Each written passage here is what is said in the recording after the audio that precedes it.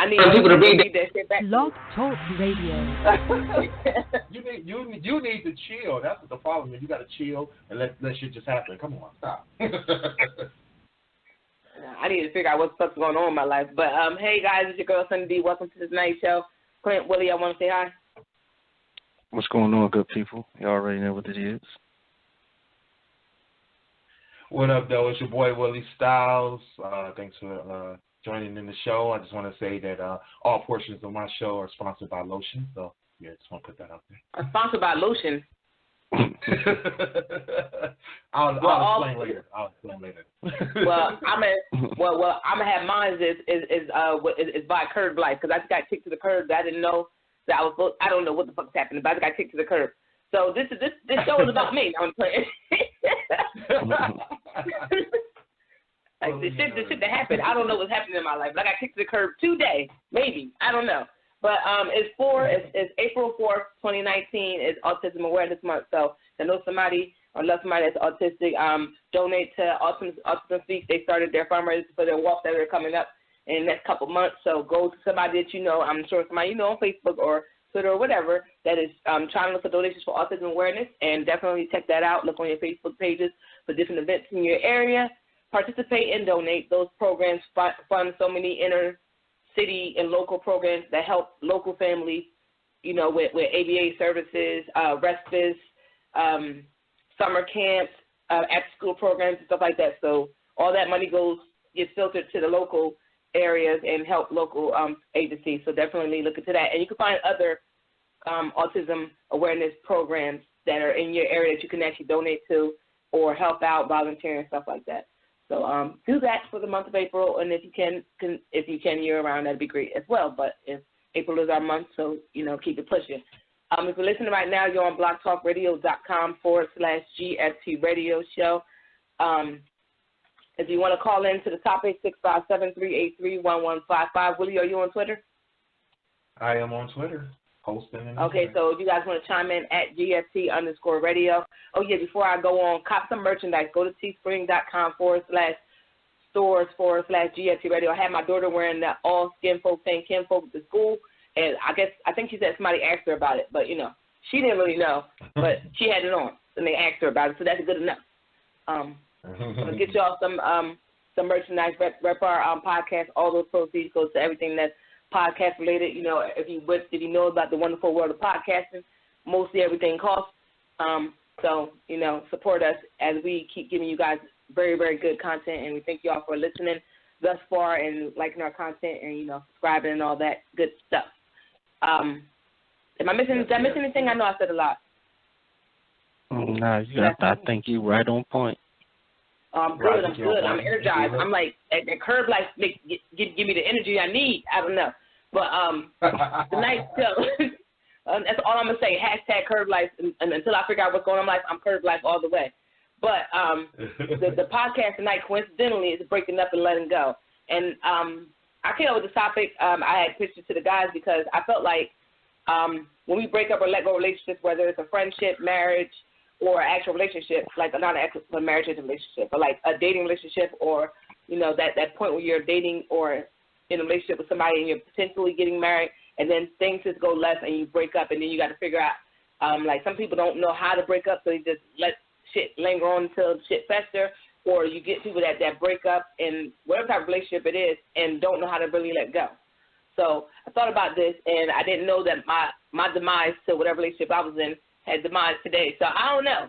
I'm being invoked. I don't know. But it's just that I know with past history and talking to, I actually had a conversation with a friend last week, and that's why I brought the topic up, because we were talking about a situation that she was going through, and we were like trying to figure out, like I was basing off situations I had been in, we were trying to figure out why do we hold on, and then like finally why do we have to wait till like the last straw to like let go?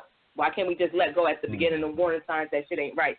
Whether it's a friendship or a relationship or a marriage or stuff like that. So we kind of had that discussion at work, and I just wanted to bring it to the podcast because, you know, the guys always have a different viewpoint than me, and I'm from a female, and, you know, we not to say that the guys aren't emotional, but like us females like are emotionally connected, and some males are too, to each other, like to relationships like that. We just want to fight so hard to like not lose, and sometimes we just lose. Sometimes it just don't work. So I wanted to get their take on it and, like, what they think about certain things. And I know that from a man's standpoint, the men are almost more likely always accused of being the bad guy than it is for a female. But, you know, sometimes females, we fuck up, and we just, you know, want the guy to hurt us so we can say, you hurt him. So I just kind of wanted to talk about that with you guys tonight with the fellas. So that's why that topic came up. I just said a whole lot. Guys? Yeah, you definitely said a whole lot. I mean, I thought it was a dope topic, though, because, you know what I mean, all the points that you pointed out. But it's a good conversation to have because, you know, I like to see how people deal with their breakups. You feel me? The different perspectives of how you go through it. How have you broken up with? That's what I want. How have you broken up with somebody, or how have somebody broken up with you? Was it a mutual thing? And all the feelings that come along with it. So when you when I seen you send us this topic, I thought it was dope to have this conversation because with me, I always feel like if when it get to the point that we say we finished, I'm kind of like you though, Sonny, and like how you know how they always say women break up with you months before it's really over. Mm-hmm. You feel me? Because they hold on. I'm similar like that too. You know, I guess I don't know if it's like I'm giving a last ditch effort, or sometimes I recently I feel like it's also out. No, I feel like it's a selfish. I don't want to be the bad guy. Mm-hmm. Yep. You know what I mean? I don't want to be the bad guy, even though I know it's not working. You're emotionally uninvested at that point. Exactly. But I just don't want to be the bad guy. I don't want to be when it's over and said, well, everything was his fault. So sometimes, you know, I'm not saying that's right because I know for a fact sometimes I did it selfishly. Mm-hmm. You know what I mean? That's a selfish thing to do instead of just getting it over and done with, dragging her along. See, but I've been the quote, like I had a couple months back. I went to a party and this guy I had dated. Me and his mom had a conversation about why me and him broke up and what happened, like what her son's response to it was, and you know she made it clear that she felt like I really hurt him, and I said to her, like, we were drinking, and I don't know why we had a conversation while we were out, but we were. And I was just saying to her, like, listen, I love your son. I truly love that man. I really did. He was my high school sweetheart. We lost touch and we got back in touch as I was an adult. But when we came back in touch, I was in a situation where I had been really extremely hurt by somebody I had lived with. We were engaged to. You know, he ended up, you know, it's a lot of, like we ended up getting pregnant, being happy about it, and then he ended up marrying somebody a week later. So I met him right after that situation was done. And when me and the guy that I love, when me and the guy that you know, the mom I was talking to, her son, when me and him linked up, it was like fresh after that. And I was telling him, like, I don't want to be with nobody right now. I'm really trying to deal with this situation. And he was like, let me love you through it. And I tried to let him do it, but at the same time, I wasn't there emotionally. Like, I was still invested emotionally with the other guy. I was still there with my mind and my heart. So I felt it was unfair to kind of have him sitting here and dealing with that problem that he had absolutely nothing to do with. So I like, listen, I love you, but I can't be with you right now because I'm not right for you right now. Like, I'm still got to deal with what I got to deal with. And he took it bad, and I understand what his mom said and how he, you know, how things went left for him. But at the same time, I said, would you rather me dealt with him and hurt him immensely or let him go before I even hurt him like that? Like, I would rather hurt him by not, like, fucking him up, you know, like fucking him up emotionally than just, you know, allowing him to take on what I was going through and then, you know, being broken down by it. So I get what you were saying. I get what you're saying, but I can't. I didn't want to put that on him, so I let him go. Type of thing. Right. So, like, and like she didn't. I don't hope she understood what I was saying, but like, I would rather somebody do that to me. Leave me alone. If you know that you're not good to me, leave me alone. They'd rather string me along and keep me here just to appease your feelings right now, but knowing that you're not really there for me. You know what I'm saying? Right. But and people do that. Yeah. Yeah, I mean, I hopefully she understood, but, you know, a person that's understanding of what that really means, of what the impact that has, they definitely will get it, you know what I mean? Because that's true. You know, you don't want to be in a relationship where somebody not only uses you, but uses you up, right? You know, you rather them go ahead and let you know up front, hey, I'm emotionally incapable of making this relationship work, or I'm emotionally incapable of investing I'm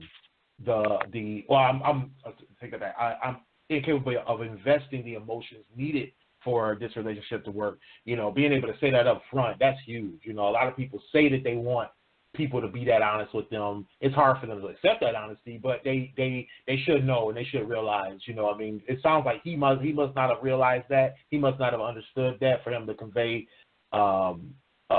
different feelings to his mom, or for her to take it as that he was so hurt behind it. I mean, I don't know how long y'all were together before you finally told him that, you know, you weren't going to be able to continue, but, you know, whatever that amount of time was for him, it sounds like he got emotionally attached. He got emotionally invested and couldn't understand why you weren't. And that's the thing. That's what a lot of people don't realize. They get in those relationships where they're so invested emotionally and trying to make something work, but the other person isn't, and they don't understand why there's that mismatch.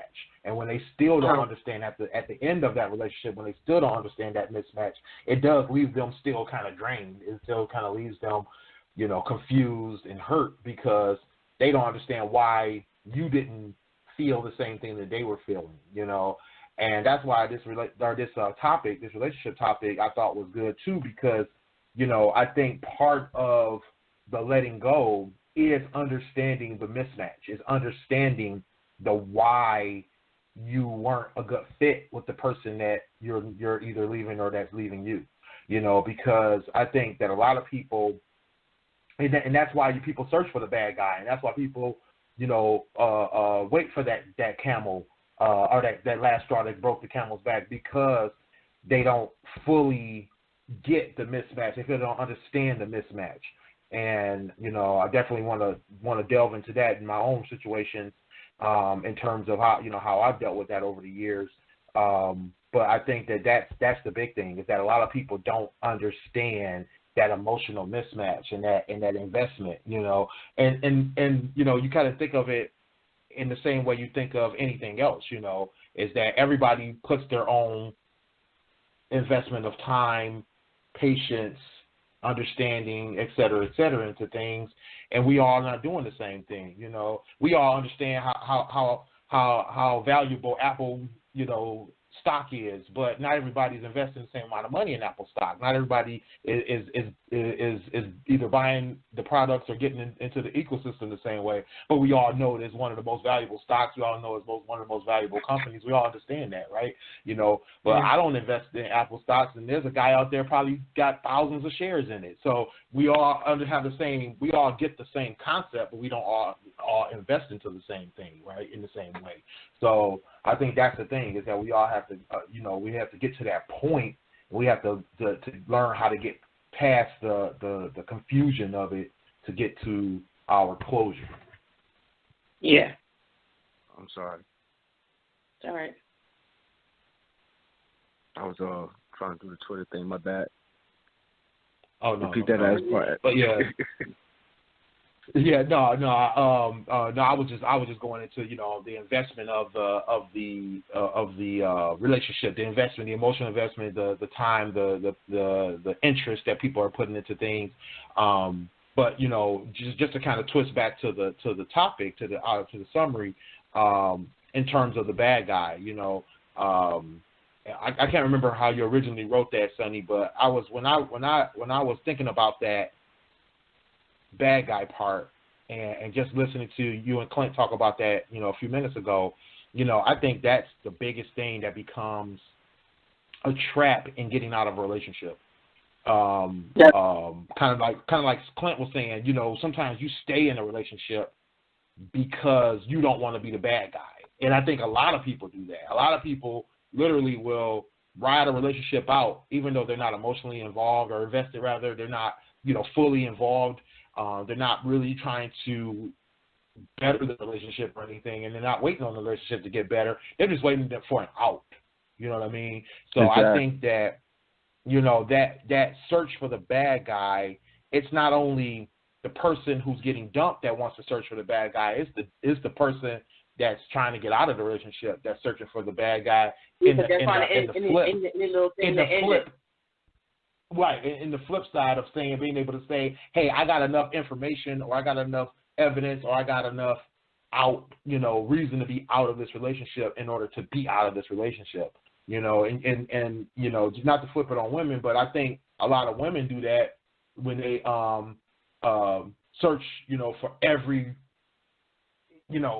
piece of evidence in a book in order to defeat a cheating spouse or cheating boyfriend or whatever, because they're like, they got all the signs. The girl's been telling them since day one the guy ain't no good, and they don't call him cheating and everything, but they like, oh, I just got to have one more piece of information on him, or I got to be able to catch him red-handed, or whatever the case may be, and they just stick with that. You know what I mean? And I think that's part of, not fully, but that's, some of that is codependency too. But that's part of that is being, afraid to be the bad guy. They don't want to be the one that somebody can come back and say, oh, you didn't give it time, or you didn't give it your all, or you didn't invest enough patience and love into this relationship, or you know what I mean? There's so many reasons and going through people's head of why they don't want to be the ones to either end it or to end it too early. You know what I mean?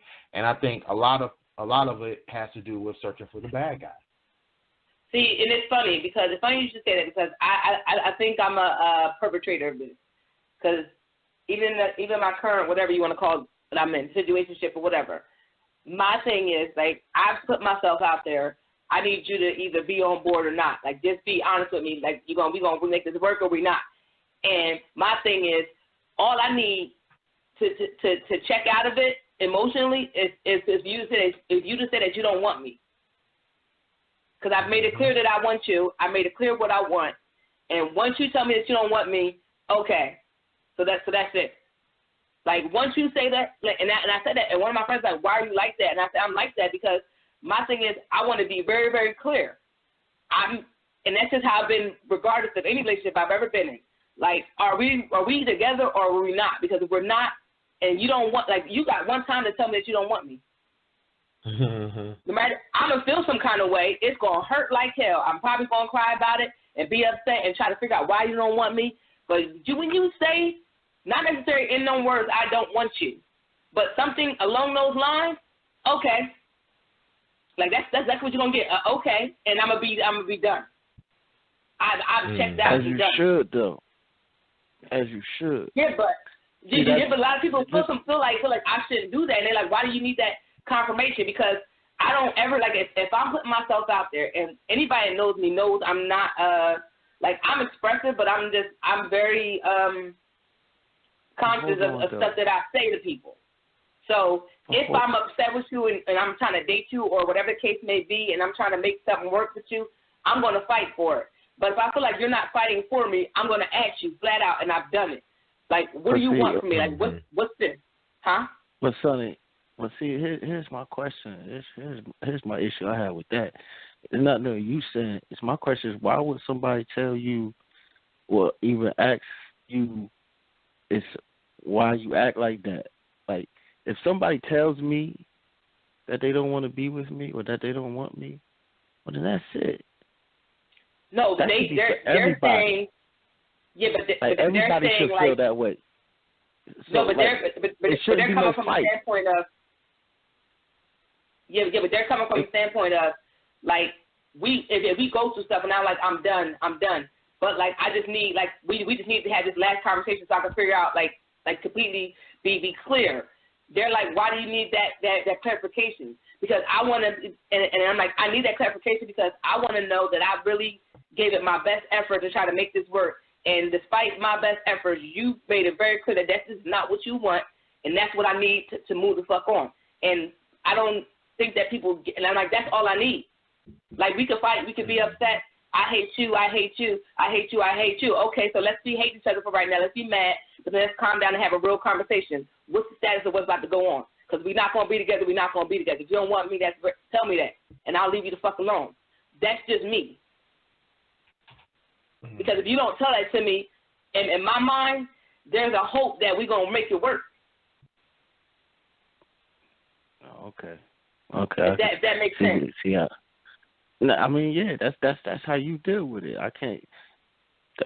It doesn't matter if it makes sense to me or if it don't, because that's how I deal with something shouldn't matter if it makes sense to you or not. That's what works for you. So there's nothing wrong with that.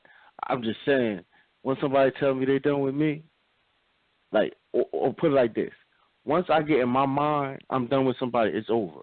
So I don't need to have that conversation. You know, it goes both ways. Like sometimes, like I said earlier, sometimes for selfish reasons, you feel me? I'll hold on just to say I'm not just so I won't be the bad guy. But there's been other situations to where, you know, once it's over, once I'm done, because I always say, you know, I mean, communication is key. So I'm gonna let you know, I'm done. You feel me? Like it's over. You feel me? What's the point of going on? Done. Yeah, you know what I mean. Like I don't want to get. Right, exactly. Yeah, like I ain't trying to get into those the arguments. Or you tell me you hate me. All right, well, you know what I mean. Bye. You feel me? Like what's the point? What's the point of us being together? We hate each other. Well, I don't even want to be with nobody to where the arguments get that far, because then it can go further. You know what I'm saying? For no reason. So I don't even like to have those type of arguments. But also, you know, to the point, I want to make a point, if a person loves themselves enough, you feel me, really, I feel like breaking up should be easy. Mm-hmm. You know, but if you love yourself enough, you know what you're not willing to put up with. So you're dealing with somebody that's putting you through something that you know that's unconducive to your progression. You feel me? That's counter to you loving yourself. You're not even going to continue that. And it's not going to hurt you because you know that's not good for you in the first place. You know what I mean? If anything, you may be disappointed. Or I'm going to say I may be disappointed. You know what I mean? In the failure of the, you know what I mean, relationship. You know, but I'm not going to be sad. I'm not going to be, you know what I mean? I'm not going to cry. I'm not going to get emotional. You feel me? Deal with it real pragmatically. Like, listen, that was not good for me. The situation was not good for me. So why am I mad that the situation is over? Anything, I should be happy. Because that situation was bringing me down. So I feel like if people look at breakups more from that perspective instead of you know, I say people get too invested. If that makes sense. I think we get too invested in a relationship and get too invested in other people to where we forget us and our needs. Yeah. Yeah. So when that person is ripped apart, it's like, are you losing it? Or you don't know how to deal with it properly because you were too invested in that person. You wasn't invested enough in yourself. That's why my rule going forward, I'm not getting this. I'm not trying to fix. I'm not here to fix nobody. So if you don't come to me happy already, we can't even begin to talk about getting into a relationship. Because I'm not here to make nobody happy. I'm here to add on. And I think too many people in relationships, they're using that other person to fulfill that need in themselves to make them happy. Make them feel better. Let me think of that quote that thing that Will Smith said. He said he posted something a while back about relationships, and he said him and Jada had to understand that they're not here to make each other happy. They're supposed to be happy within themselves. And happy people are in happy relationships. But they were so busy on making each other happy that they forgot that they have to make themselves happy. And I think a lot of people, I know for me, I definitely forget that. I know that about me. I'm always trying to make other people happy. That me being happy depends on them being happy. If they're not happy, then I'm not happy. We just a bunch of miserable people around each other. Right. because my goal is to make you happy. And if I'm not making you happy, I don't know what the fuck. I feel like and I said that, I feel like I'm failing as a person, because that's my, like, and maybe I'm wrong for that, because that's just been me all the time, whether it was friendships or not. I want to make everybody around me happy. And at the end of the day, I can't live that way, because not everybody's going to be happy with everything that I do. Mm-hmm. Or say. And even though I know that, I have to program myself that way. I think there's a difference between, liking to make people happy or depending on making people happy. Like, you feel me? If it's part of your nature, if it's part of your character to make people feel good, that's cool. Some people just not going to be receptive to it. That's just life. You feel me? But I don't look at it as a problem. I think the problem is when people, like, they need that validation from somebody else. Either way, they need the validation of somebody making them feel good, or they need the validation to know that they can make somebody else feel good. You feel me? I think I need the validation to make. So I think I need the validation to make somebody else feel good. That's my issue. And the only validation that we should be seeking is making ourselves feel good first. Because if you're happy with yourself, I feel like you'll attract that. Like, that's what you'll attract in your partner. Mm-hmm. That's how I feel like. That's why I think I've grown to understand, or not just my partner, to like-minded individuals. And then you can sort the rest out. You feel me? You can just sort it out from there. But I feel like if you're happy with yourself, you're in love with yourself, then you already know what you're willing to put up with. You already know what you're not willing to accept. You feel me? And so going forward in a relationship and dealing with somebody in that way, it'll be easier instead of trying to force somebody or trying to force how you love on somebody who's not receptive. I think that's the problem too many times. Too. Yeah, I mean, the only thing about that I think I've seen, or at least I think I've seen from people who I thought were very comfortable in themselves and loved themselves, is that I think some people still get caught in an emotional trap. They still get caught in the emotional trap of still wanting to be validated, still wanting to be, and not just validated as who they think they are, but validated in that relationship, validated in their ability to work through something that they think that they want. You know what I mean? Because you when you think about it, a person that may have everything together in a certain way may also be obsessive in other things, and a lot of times it's that wanting to be successful in that relationship, and they think that they want that particular relationship so bad that they'll risk and resort to I forgot how you put it earlier, Clint, in terms of things that are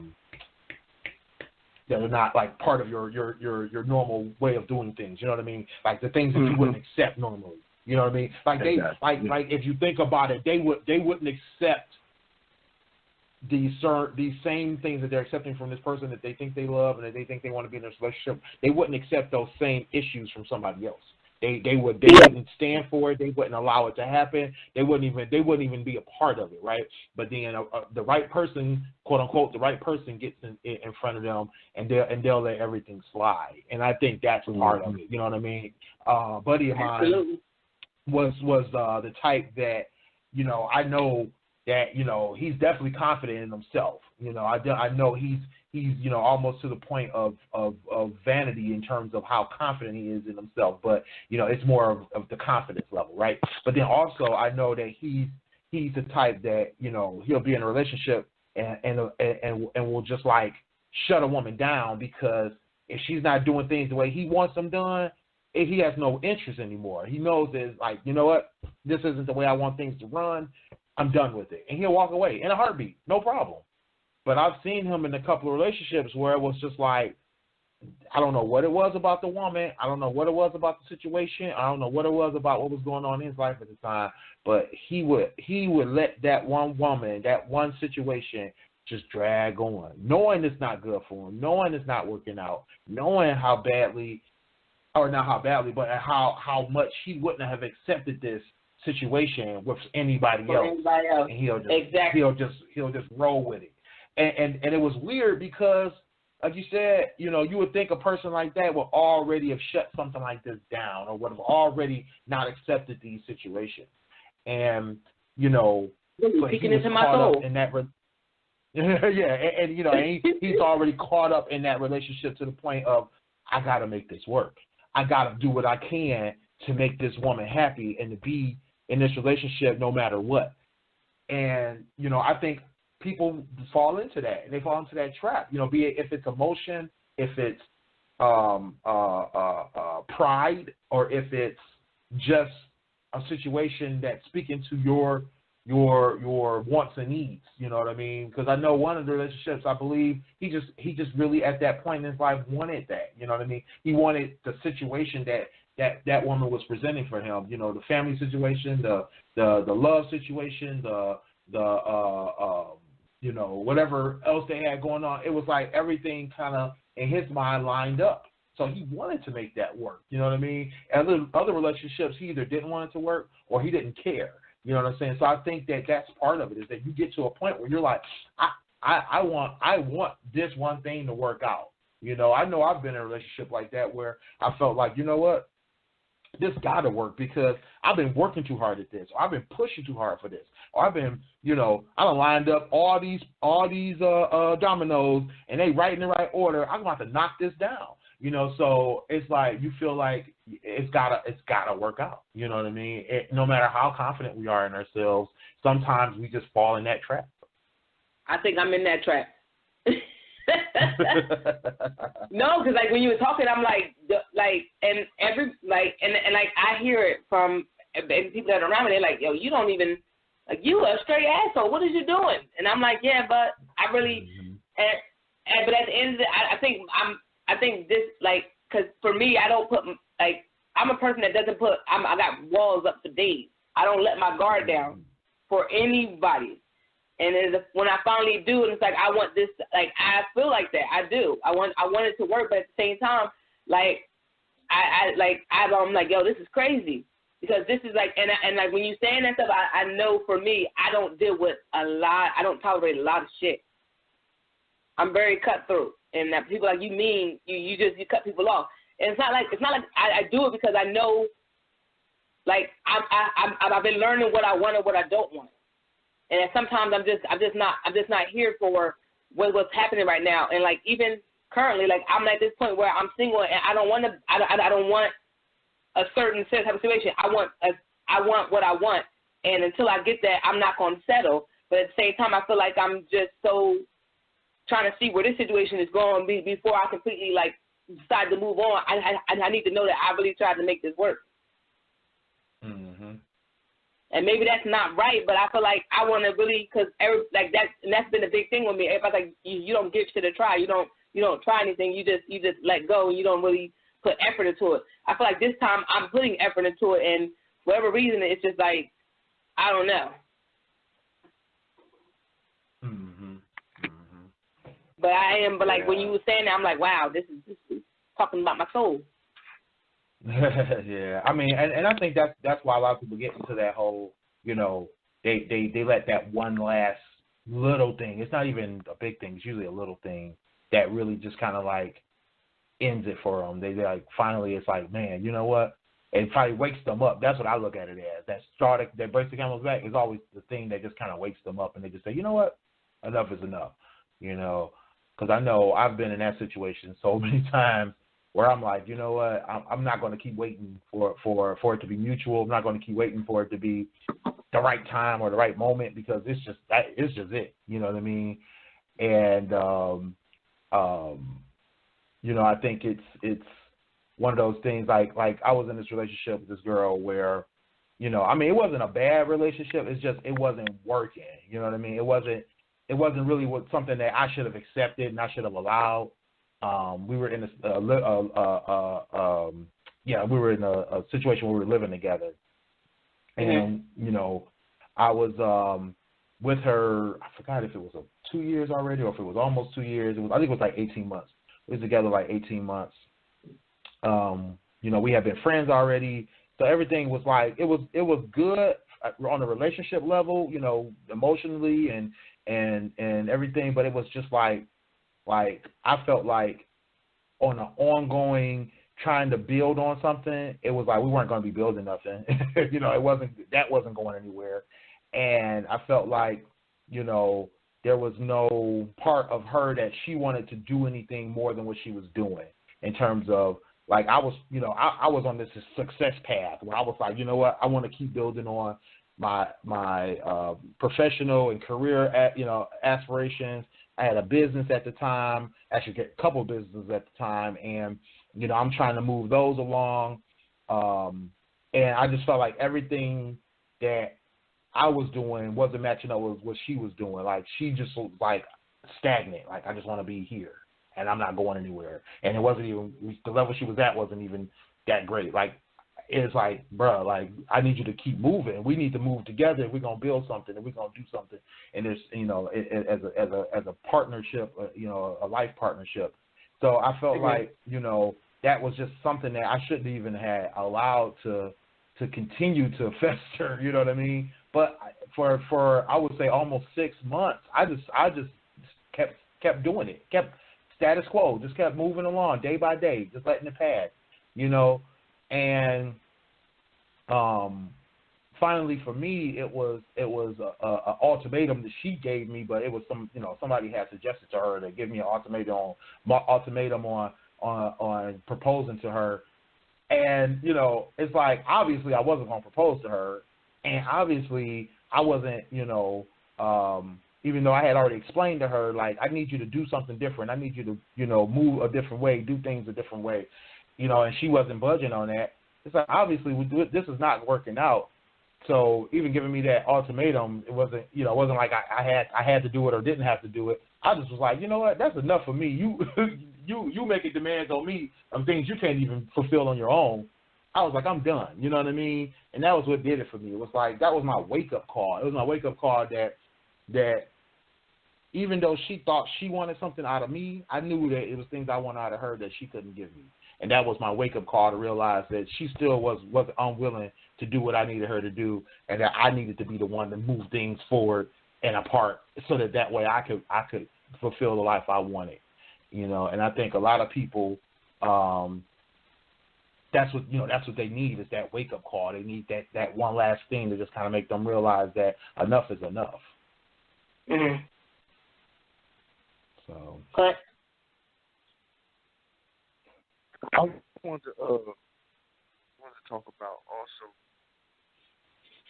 because the title talk about letting go.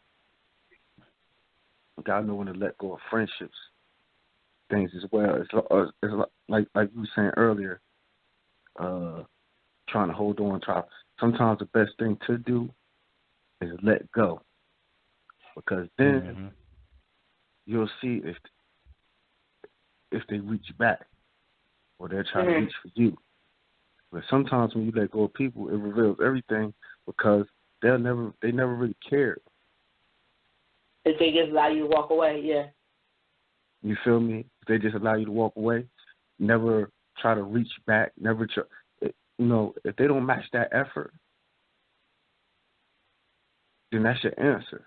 You know, sometimes letting go is hard, but you know, and because we talking about more than just personal relationships. Intimate relationships. We talking about friendships and family members as well. Mm-hmm. Yeah, but see, I want to rebut that just a little, because I a couple years back, me and a former best friend of mine, we we went separate ways, and it was like we had issues before. We addressed them, and it just, for whatever reason, the last issue was like I was done, because I felt like I was trying and this person wasn't, right? And then after my mom passed, like, she had been trying to reach out to me through other people, and we had like several conversations before my mom passed about trying to just work through our differences and be back friends. And everybody was like, why are you not trying to talk to her? And I said, listen, me and her had several conversations. Even after my mom passed, she talked to me. She came after my mom passed. She came and talked to me. Then we had another conversation.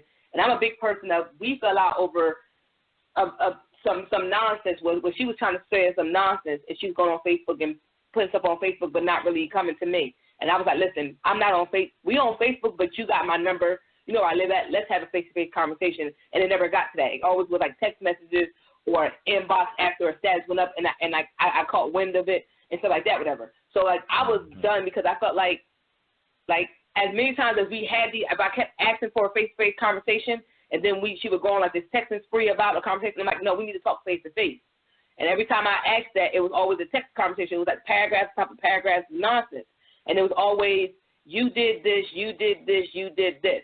And I'm like, listen, I'm going to acknowledge what I did wrong in our friendship. I need you to acknowledge what you did wrong in our friendship for us to even think about moving forward. And it was a constant blame game where you did this, you allowed people not to listen. We can't have a conversation until you're willing to admit your fault because we're both wrong.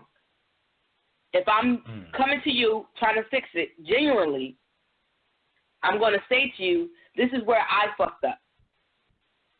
This is how I plan to fix it. I need you to reciprocate that.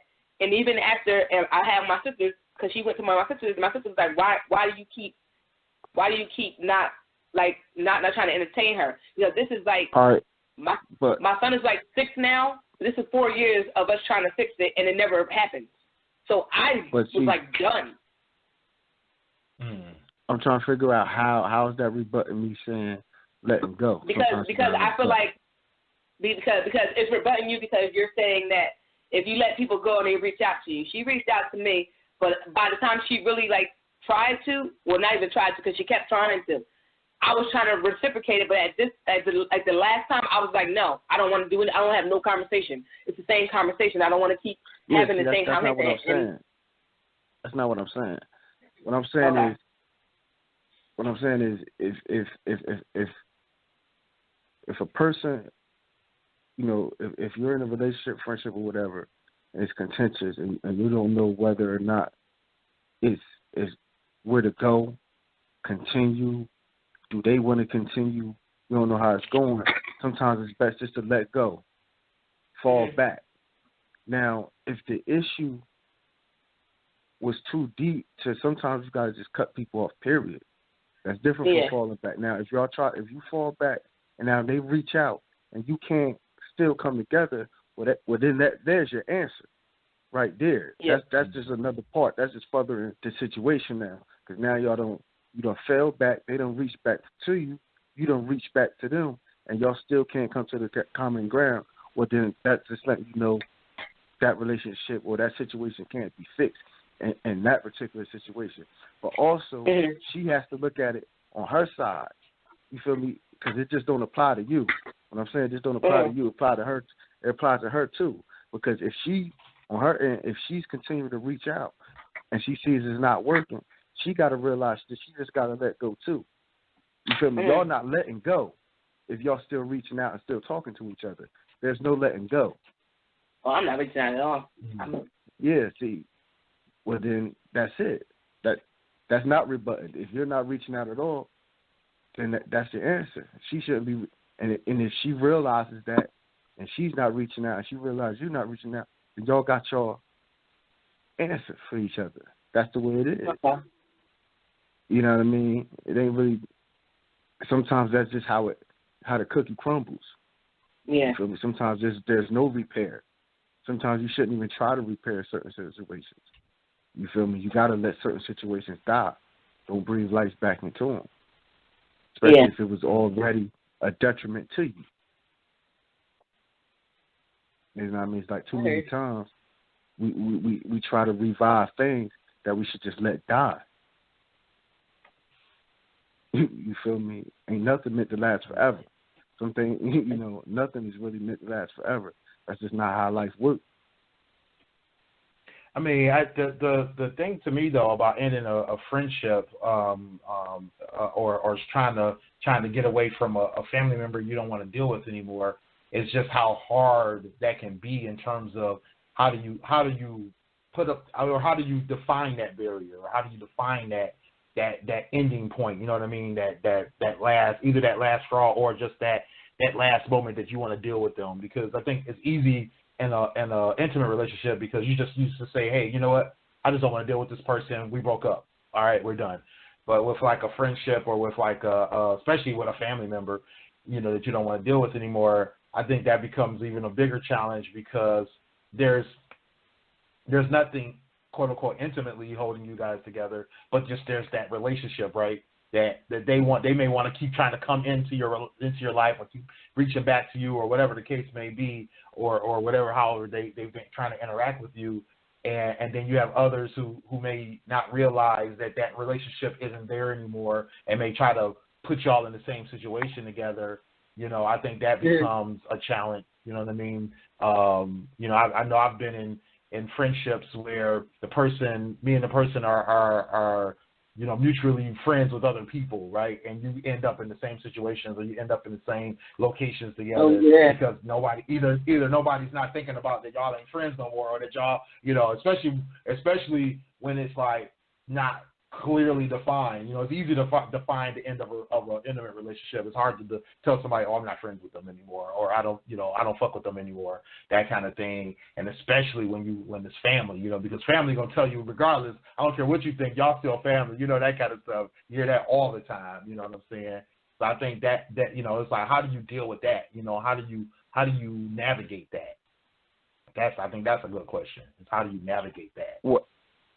Well, communication with other parties involved. Because I was in a similar situation where, you know, I guess we could be considered friends at one point. Me and this individual, and we have plenty of mutual friends that will, you know.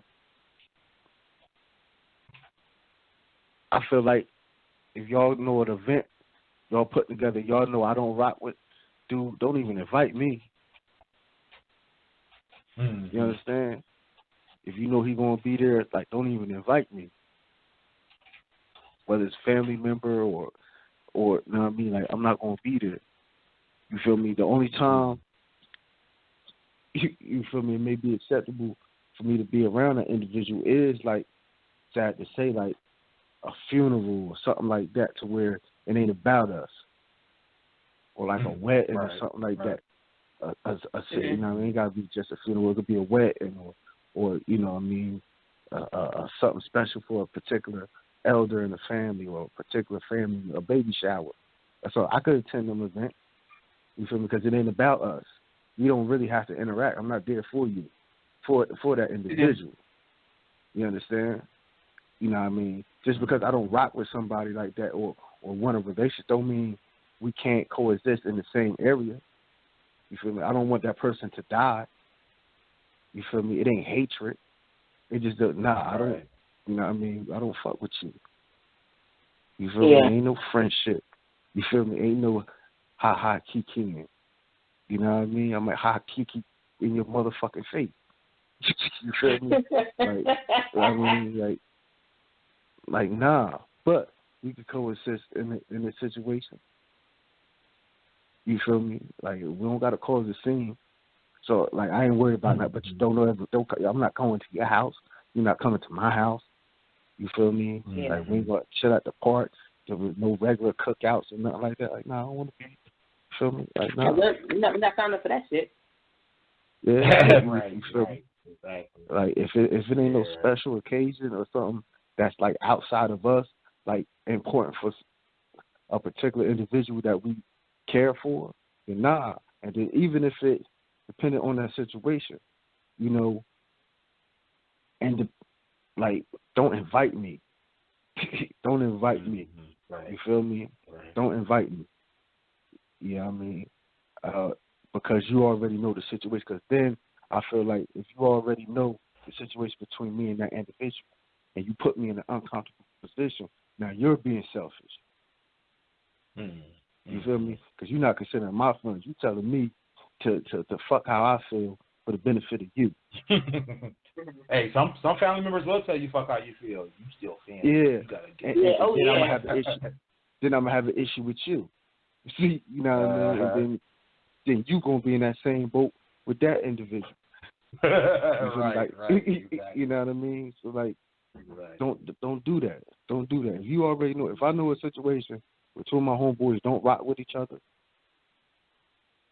you feel me? I'm not about to put them around each other. You feel me? When I know it can get hostile, like that's just common sense. That's just being an adult. Yeah, but some people put people in that situation because they want you to be like, they want you to be cordial because it's their event, and some people, not everybody. Yeah, but like I said, if it's their event, it depends on what the event is. Don't just tell me it's a cookout. You feel me? Like, don't just tell me, oh man, I'm just going. Like, nah, it got to be something legitimate. Like I said, it got to be like a wedding, baby shower, or a dedication or something like that. You feel me? What you're saying is, Clint, what you're saying is, Clint, if I have my housewarming and I invite somebody you don't like, you ain't coming. Exactly.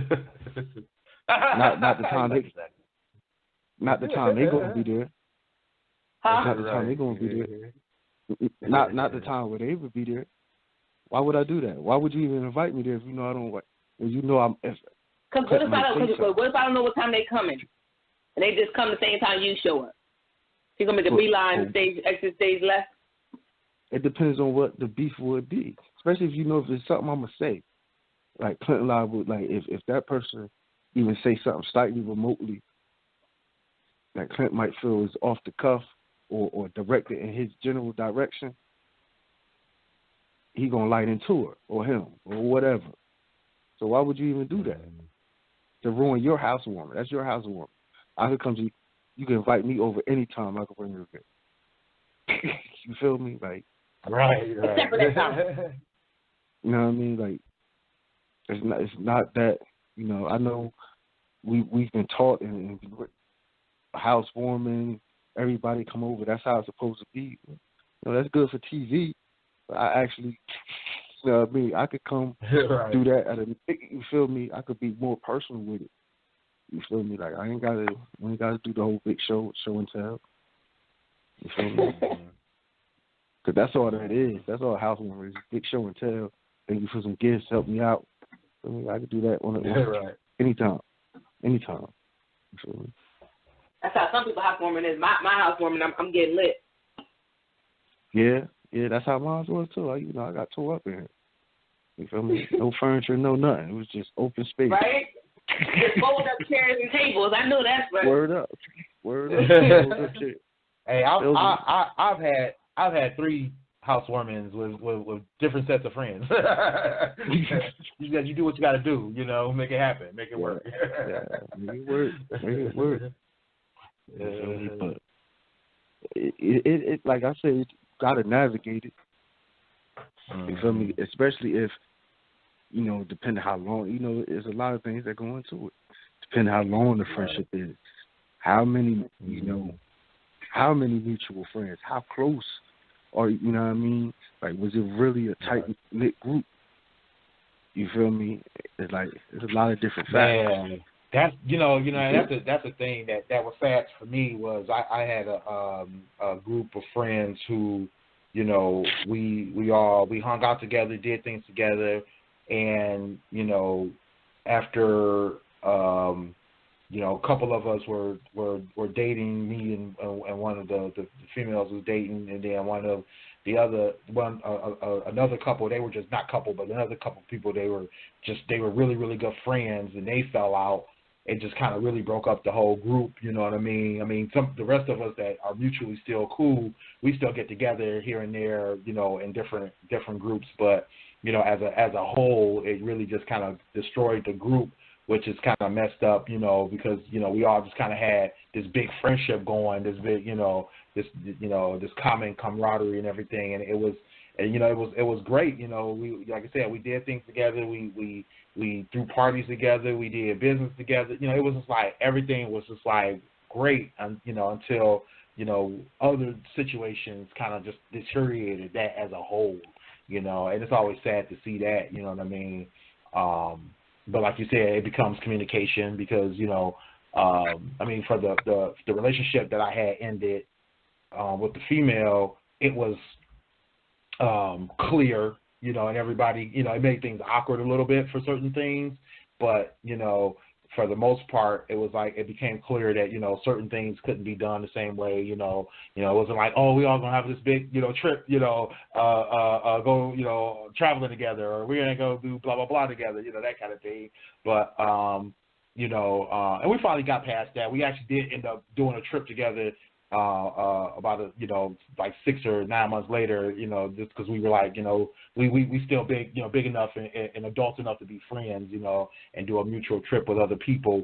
But it was the friendship one where their deterioration, it made things really weird because it was like, it was so unclear, you know what I mean? And that's kind of one of the reasons I brought that part up earlier, is because like, and you made a great point, Clint, as I think, is that it was the communication, because one person was clearly not as invested into that friendship as the other person, but nobody knew why, and they weren't communicating that to everybody. They were kind of communicating it to one person, but it was like 6 of us in this group, or 7 of us in this group, and it was like, you know, and nobody ever knew how to navigate that water. You know what I mean? And I think that's part of it. And you made a great point, Clint, that we really do need to communicate with each other and say, hey, you know, just make it clear. Hey, I'm not rocking with this person anymore. You know, and you don't have to have all the reasons and spell them out for everybody, but you should at least be able to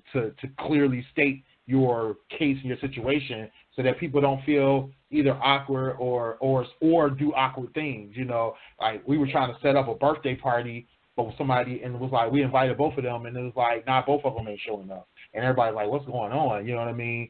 And you know, it makes things, you know, tougher for everybody else when you're not clearly communicating your situation. You know, so I think that's a big thing. You know, that's a big thing. Hey, it's about to go on the after show, people out there. So, man, y'all want to join the conversation? Phone number 657-383-1155. That's 657-383-1155. Glad to hear y'all opinions and thoughts on the conversation tonight. Oh, before we do an after show, I did want to also bring up that, you know, in terms of the truly letting go, you know, I think for people getting closure, another thing people got to keep in mind is that I think that some people often forget that getting out of a relationship or ending a friendship or whatever the thing you're trying to end, it's almost just like that whole grieving process, just steps to it. You know what I mean? You know, I was thinking about the fact that, like, you know, when I went through my divorce, how there were certain phases of ending that relationship that I went through, you know, in terms of, you know, how I felt, how I dealt with how I felt, you know, what the things that I was doing to get over the marriage and the relationship, the things that I had to do for those around me. You know, there were certain, you know, processes and steps that I had to take to get through that, you know, and, you know, I think people kind of overlook that a lot of times. And sometimes it's what ends up making them either relapse back into a bad relationship or makes them do things,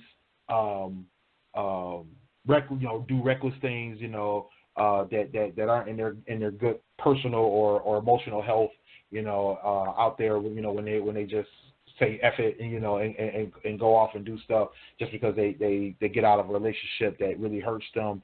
So I think that a lot of people have to realize that, you know, that they have to go through these steps and these processes. I can't remember, you know, because somebody did describe to me that there's like so many steps to get out of to get over a relationship, especially like a long-term relationship or getting over a divorce. I can't remember how many they said it was, but I know there was like so many steps, and there's like certain things you're going to go through and certain things you do in that process, and, you know, so, you know, being able to talk to somebody, being able to, you know, maybe even get counseling. 2 of my sisters are counselors, so I kind of dealt with them. They kind of walked me through the process and helped me through it. My group of friends that, you know, I had 2 different groups of friends that helped me through the process as well. So I think, you know, having support systems, having, you know, and like I said, having that knowledge and understanding of what you want out of your next relationship, or what you want to get out of unlearning what you lost in that other relationship, I think are certain, are important things to realize once if you want to really let go, if you really want to get that closure. Some people call closure being able to understand what went wrong in the relationship. I call closure being able to understand what you can do right for yourself later on, what you can do right for your situation. I think that's the best closure, and I think that's the best thing to do for yourself. Don't worry about that relationship. That's over. What's done is done. What you need to do is realize how you can do better for yourself and for your next relationship or for your mental health afterwards. That's the best closure to have. Amen. And we are officially now, it's exactly 11 o'clock on the dot in our after show. I think that was a great way to end that topic. I don't know if you guys want to go into the after show, but I definitely want to talk about Nipsey Hussle. I know a lot of people have been sharing their feelings and different things. A lot of people making negative comments about the situation. Got conspiracy theories. We got a bunch of different things that people it's so many different comments or different commentaries that's been going on about this whole situation. I definitely thought of, because I didn't really listen to a lot of music, but I remember watching interviews with him. He said everybody shut the fuck up. You feel me? Yeah. That's what basically comes down to. I just want to say, I want to put this disclaimer out. I don't really know him as an artist, but I did hear different things that he was doing, and that's what I knew about him. I didn't even know that he made music. I don't know, because I don't really listen to newer music, but I did hear about some of the things he was doing in the process of doing, not after death. But a lot of people made a lot of comments. I want to see what y'all think about that. Clint, we already heard you, but go continue. Nah, Nipsey been out for a while. Nipsey been out for over a decade. I've been listening to Nipsey. Always put out good music. He always had the same energy. He always was positive. He always was talking about, entrepreneurship, being your own boss. You feel me? He always had leadership quality. You can hear it through his music, see it in his interviews. Mm-hmm. He was a man's man at the end of the day. You know what I mean? He was he dealt with things in honor. You feel me? And you can see about how he affected all those who were close to him. You can see leadership quality exude from somebody from afar. You feel me? Mm-hmm. And obviously I didn't know him personally, but being a fan of his music, watching a lot of his interviews from old DVDs all the way up until now. You feel me? He always was A1. He always was assist. Never heard no fuck shit in the media about him or none of that. Nothing. Right. He was never on no clown shit. Never heard none of that from him. And he was always held with respect. He was always regarded with respect from people throughout the industry. Right? Always, from day one. You know what I mean? So that's rare. That's rare. Yeah. As far as I thought everybody was classless and pathetic and parasitic. And his death, as far as the video of him being murdered everywhere. I didn't watch that video. I saw that they put that out. I didn't watch that. Yeah, the video was everywhere. What? Yeah, they put a video up of him getting killed. I didn't watch it, but when I heard that, I was like, why would they? That's horrible. Multiple videos from different showing his wife running to the hospital. People get off on pain. That's crazy. That's real disrespectful. And then, as far as those conspiracy theories, now listen. You feel me? Let that man family mourn. Mm-hmm. You feel me? Everybody out there got these theories, government this, government do that. You feel me? You think the government see if it's like it pisses me off. I'm sorry, because how stupid if the government that smart or that stupid and y'all that smart, something wrong that y'all could just easily think, okay, the government did that. Don't you think they smarter than that? You feel me? Right. He's smarter than that, than the average. Like, there's too many dudes. Like, just be smart. You know what I mean? Use common sense. But at the end of the day, have some heart, have some compassion. You feel me? That man got daughter, family, wife, you know, all that stuff on the internet. That's not going nowhere. Never. Never. Right. So that image is going to be out there forever. Of watching her, you know what I mean? No one got to watch her husband. But see to be her husband gunned down and kicked in the face. Like, oh, man. Yeah, I didn't watch that. I couldn't watch that. Once I heard those videos up, I was like, there's no way. I don't like seeing stuff like that. Like, I don't even like. No. Yeah, I mean when they did that to XXXTentacion, I was like, bruh, why? Like, what's the purpose? Like, I don't understand. I mean, that's great for court. That's great for prosecution. That has nothing to do with us. We don't need to see that kind of stuff. You know, for one, I mean, it's bad enough that, you know, we so desensitized that we can put stuff like that on the internet and on news and all that kind of stuff. But why? You know what I mean? I just think it's stupid and sad. And like you said, Clint, it's out there. You know, and nobody in that family needs to see stuff like that. You know, it's bad enough you don't took their family member away. Now you want to show them how? Like, really? That's ridiculous. Yeah. Yeah, to man. feed somebody's sick expression with pain. It's crazy. I just yeah, want I'll never understand that at all.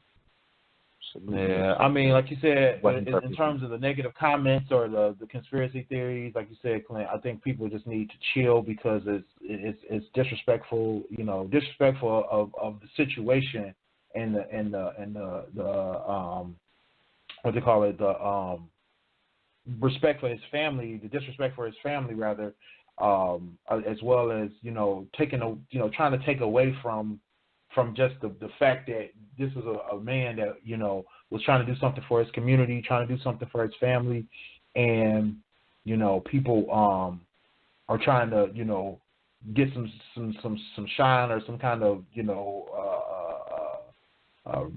clout for themselves out of it. It's ridiculous. Or trying to tear them down, you know, whatever the case may be. Like I saw somebody posted on my timeline, and I'm like, really, like, man, you know, I need to just unfollow this person because that just pissed me off when I saw this. You know, it was like, talk about how it was, I forgot how he put it. Basically, like, oh, I'm not surprised this happened, blah blah blah. You know, and it's like his past don't have nothing to do with his future, and now had nothing to do with everything he been trying to do. Like you said, Clint, this isn't new. All the stuff that he been doing wasn't nothing new.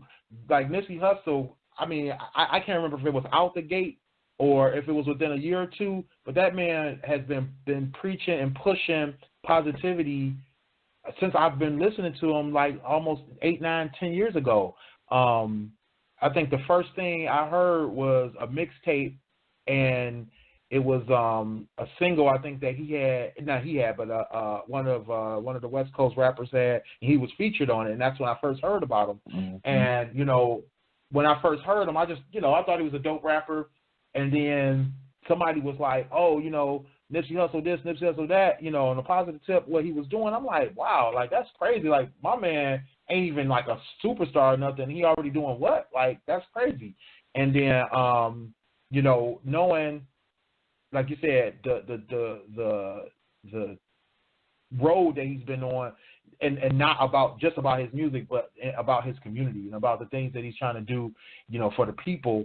It's just like, it was like an amazing thing to see that somebody will be that invested in their community, you know, and not for the clout of it, you know what I mean? Because I mean, quiet as it kept. I mean, think about it. We didn't really see a lot about Nipsey until his Grammy nomination. That was it. You know, nobody really talked about, you know, in the mainstream media I'm talking about, nobody really talked about him until then. So you got to think that we were following this man just off just the strength of him, what he was doing and what he stood for. You know, so that tells you it was all for the positivity of what he was trying to do for his own neighborhood. Had nothing to do with the music. Had nothing, because I don't even think any of his music has ever been worldwide distributed like that. He's never really pushed, you know, labels. He's you know, the label that released the Victory Lap, I think that was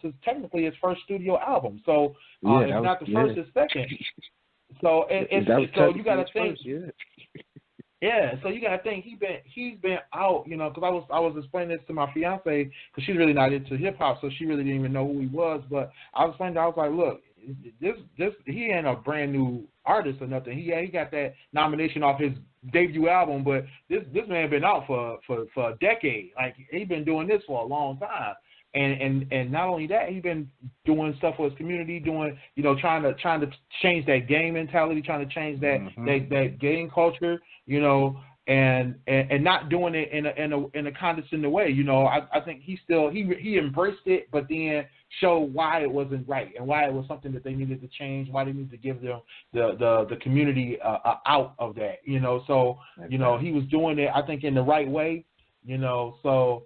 You know, I think it's just a huge loss for the community, for the culture, for the world. You know, because we need people who are just willing to do things just for the right reasons. You know what I mean? Mm-hmm. You know, and it's a tragedy when people try to take that away and try to demonize that or try to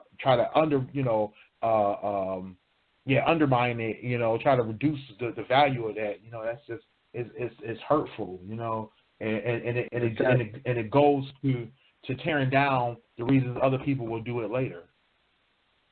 And that's what hurts the most, because you will constantly hear everybody say that he did it the right way.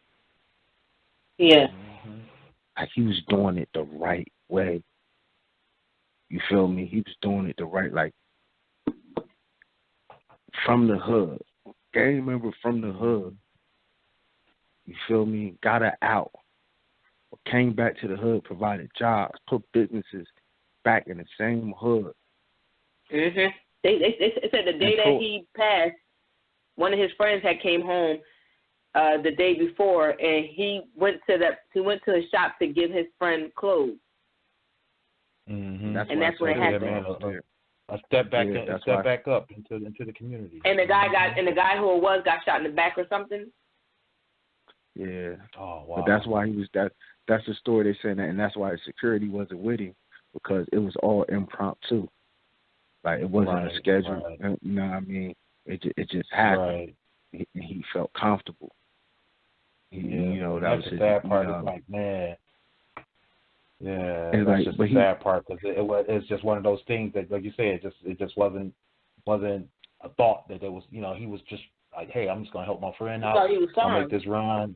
Right, everything will be good. So, man. Yeah, man. Like and that's why it hurts, because you feel me, old boy, shitty cuz, that's what they want to call him, Eric Holder. You feel me? It wasn't him that just pulled that trigger, man. You feel me? Y'all want to talk about conspiracy. It was the mentality. That hood, ghetto, hateful mentality that Nipsey was trying to get us away from, that we, as a community as a whole, has embraced. That negativity. We're so negative. You feel me? We're so negative. We hate ourselves. So, you know, even it's an interview. It's an old interview. Clips of it right now circulating on IG, Twitter, Facebook, I guess. You know, but it's an old interview with him sitting down, and he's basically describing the person that's going to kill him. Not saying he's going to kill, but he's basically describing, like, you know, two dudes growing up in the same hood, one make it out, the other dude going to resent him and hate him for that, because he's going to look at himself like, man, I had the same, I was dealt the same card. How he did it and I didn't. Yeah. He's going to envy that. You know, and that's basically what it was. That's why you see the picture of them two. You know what I mean? They was cool. They knew each other. They grew up with each other. Right. You know what I mean? And Gilly the Kid from Philly, rapper from Philly, you know what I mean? He said something similar recently. He said, man, y'all got to be careful. He said, he was describing something. He said, you make it out and you make it big, it's niggas in your hood, your best friends, your closest friends, are going to ask God, why him and not me? Think about that for a second. You feel me? Like, you succeed, and your closest friends, the people that supposed to love you, that you love, when you ain't around, they're going to be asking God, how did you let him get it and not me? That's sad. You feel me? Your haters are, they say that your haters that you think are for you are probably like the people that's so against you are the people that's closest to you. They don't want to see you. People, they offer you succeeding, but not better than them.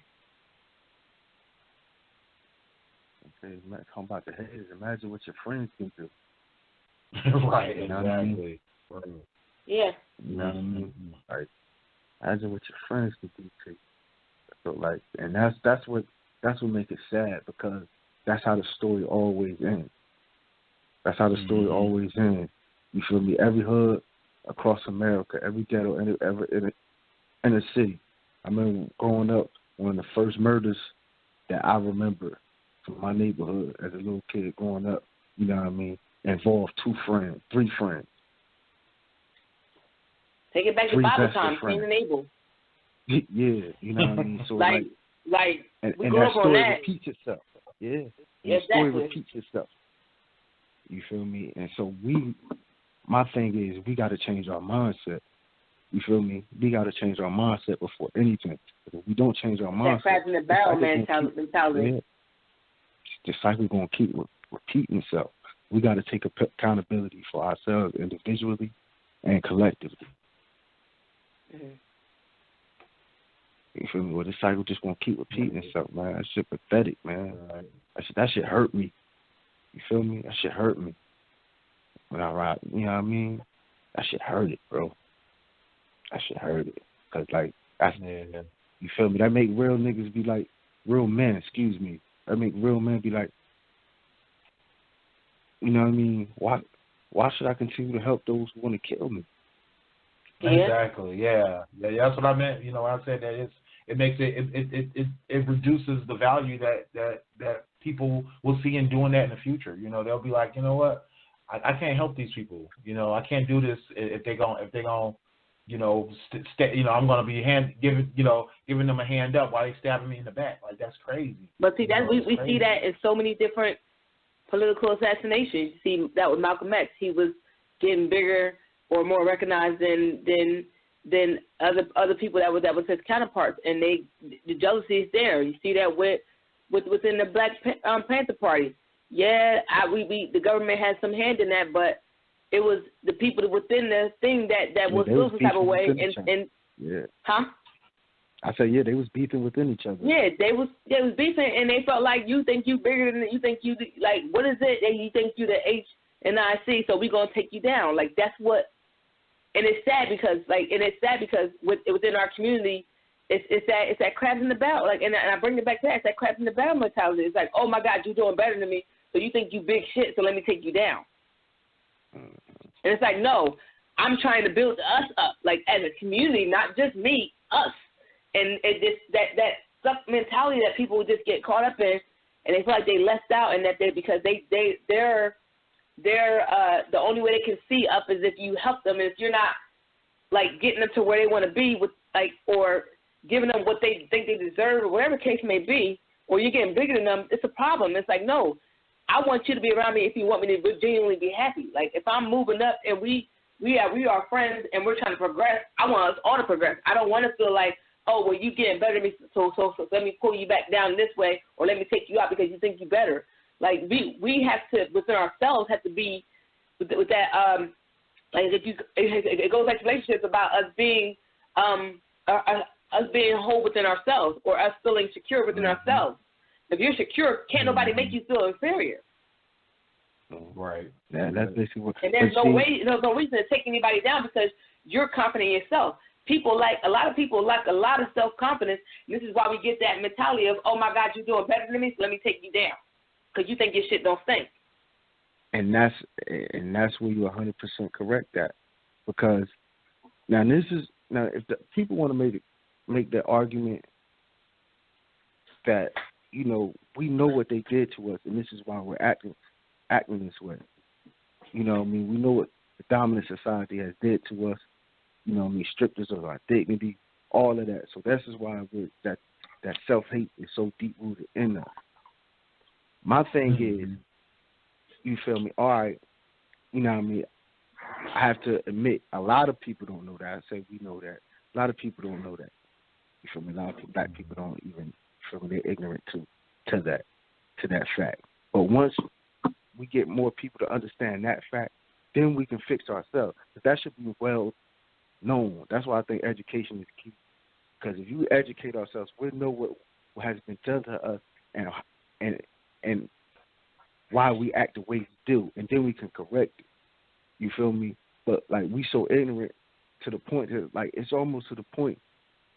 Like I said, me and my friends, we gotta destroy and rebuild. We gotta just let the lost go, because a lot of us is lost out here. You feel me? You see that crab in the barrel. There's always gonna be there. You feel me? That's why the Last Poet. I don't know if y'all ever heard of the group Last Poet. You know, they do poetry with the you know, they got one of their poems. They be like, "Die, nigga, die." You know, they want the nigga to die so the black man can live. Die, nigga, so the black man can live. You feel me? Because white people created niggas, man.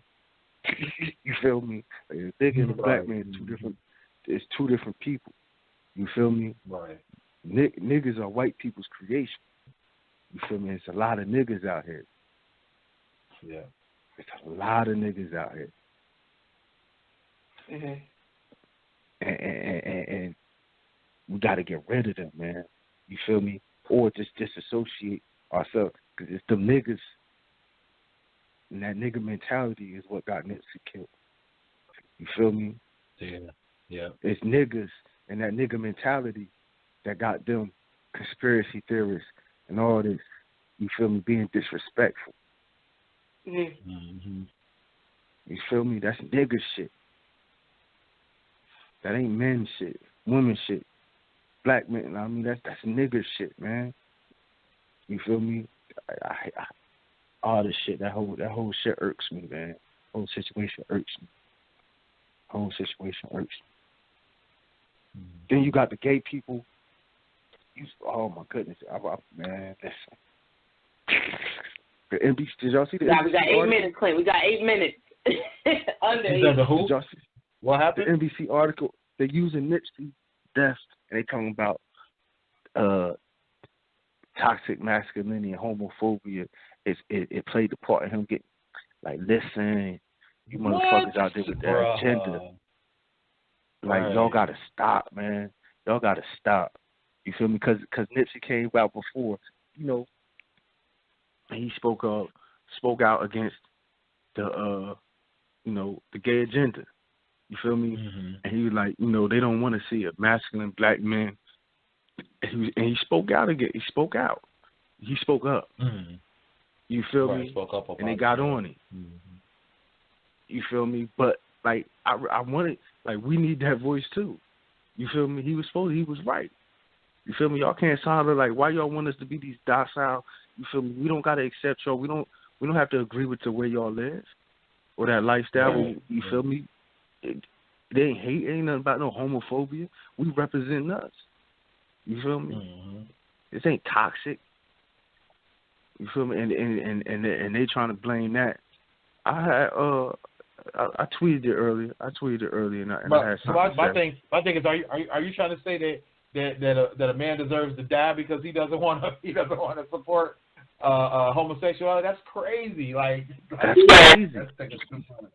That's crazy. And I mean, I don't know the situation with that. I don't know the comments he made.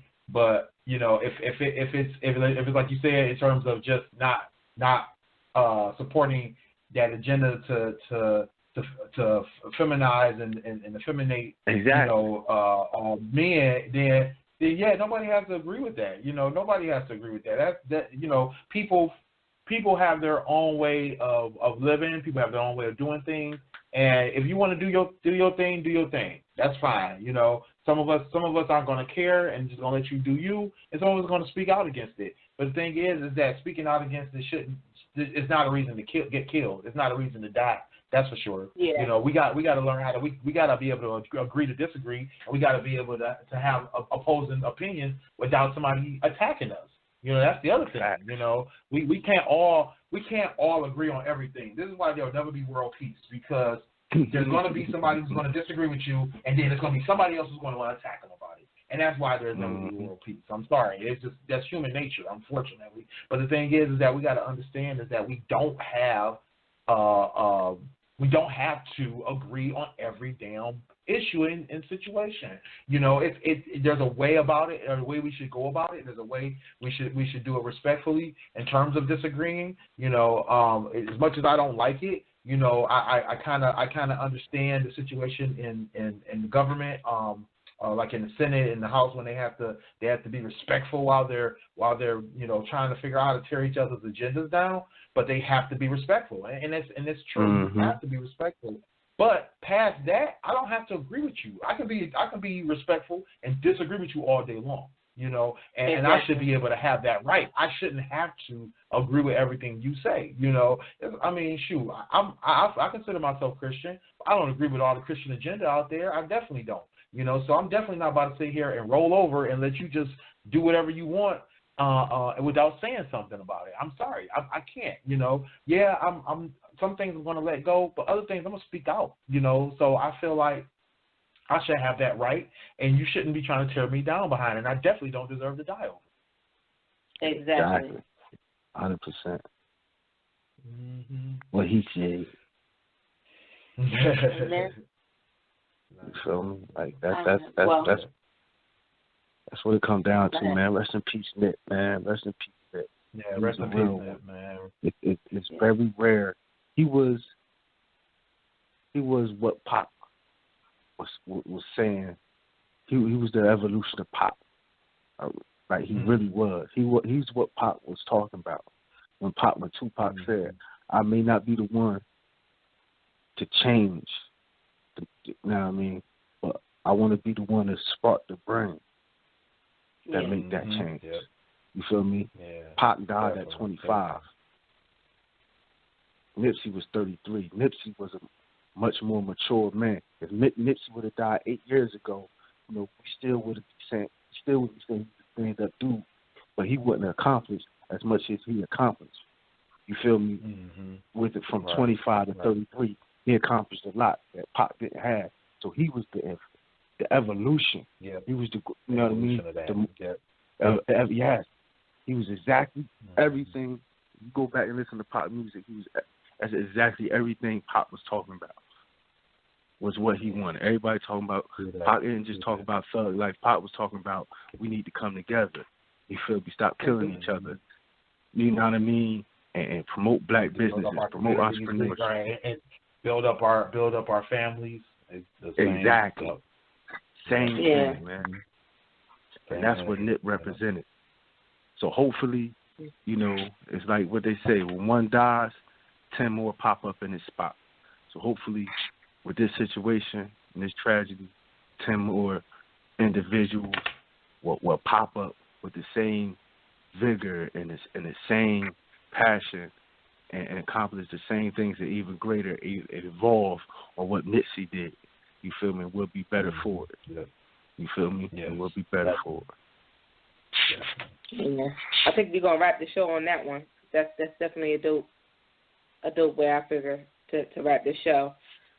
Thank y'all for listening to tonight. Y'all wanna give out your info? You already know. You can hit me on my blog, akingstruth.com. Hit me on Twitter at eTrentonGroomy and Instagram @KingsTruth609. It's your boy Willie Styles. You can get at me at Willie Styles everywhere, STYLEZ. Oh, and before we leave, check out your boy Kev on stage. His latest video about being ashy. I just want to let everybody know I wasn't ashy any part of the show because of my homeboy lotion. So make sure you check those on. All right. And it's definitely last but not least, your girl Sunny. I am Sunny _D, Instagram, Snapchat, and Twitter. #CurbLife2019. Check me out. Check my blog out, unreservedlyme.com. You get much more of me there if you don't get me on my Facebook. Thank y'all for listening tonight. Look us up, gftradioshow.com, GFT Radio GFT _ radio on Instagram, Snapchat. I've been drinking. Instagram and Twitter. My bad. We don't have a Snapchat for GFT Radio. We got too much going on our own lives. But definitely go to the Facebook page, gftradioshow.com. Go to all of our links are on our website, gftradioshow.com. Merchandise, teespring.com/stores/GFT Radio. Copy off some t-shirts and some mugs and stuff like that to support this podcast. Yes. Donate to Autism Awareness through Autism Speaks and the many different outlets you can donate to help out people that live in your local areas that need help with autism, things that, stuff costs. So this is a big help with the money that they fund, so definitely do that. Thank you guys for listening to tonight. Clint? See y'all on 7D, and it's Sarcoidosis Awareness Month as well. Yes. That's your boy. Bye, guys. Holla.